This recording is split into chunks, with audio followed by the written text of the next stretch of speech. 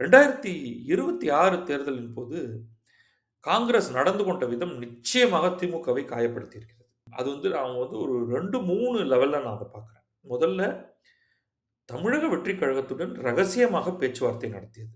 அதுவே அந்த கற்பு அப்படிங்கிற மாதிரியான ஒரு கான்செப்ட்டுக்குள்ள திமுக வந்துருச்சு.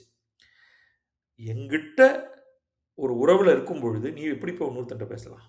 யார கேட்டு நீ அங்க போன? அப்படிங்கிறது தாங்க முடியாத கோபம் திமுகவினருக்கு. திமுகவினர் அதை வெளிப்படுத்தினார்கள். ஆனால் அப்ப கூட ஸ்டாலினுடைய கருத்து என்னவாக இருந்ததுன்னா, அது ஏதோ கீழ் மட்டத்தில செஞ்சிருப்பாங்க.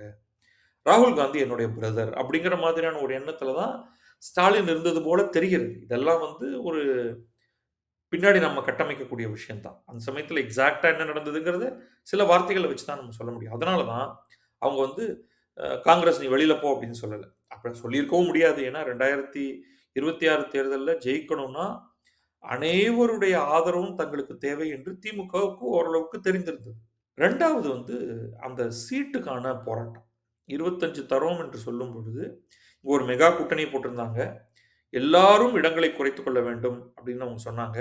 காங்கிரஸ் ஒத்த கால்ல நின்னுச்சு முடியாது. நீ ரொம்ப நசுக்கினேன்னா நான் த.வே.க.வுடன் போய்விடுவேன் அப்படின்னு. அந்த ஒரு மிரட்டல்னால பயங்கர லாபியிங், ஹெக்டிக் லாபியிங் 25லிருந்து 28 3 சீட் அதிகம் குடுத்தாங்க காங்கிரஸுக்கு.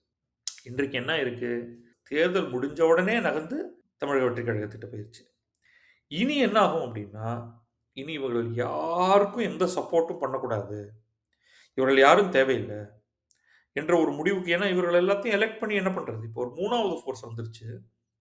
அப்ப இவர்கள் குயிக்கா அந்த பக்கம் போயிடுவாங்க. ஏன்னா, பாரதிய ஜனதா இல்லாமலேயே மல்டிபிள் குரூப்ஸ் இருக்கு. ஆனா, இப்ப இவங்களுக்கு 3 ஆப்ஷன் வந்துருச்சு.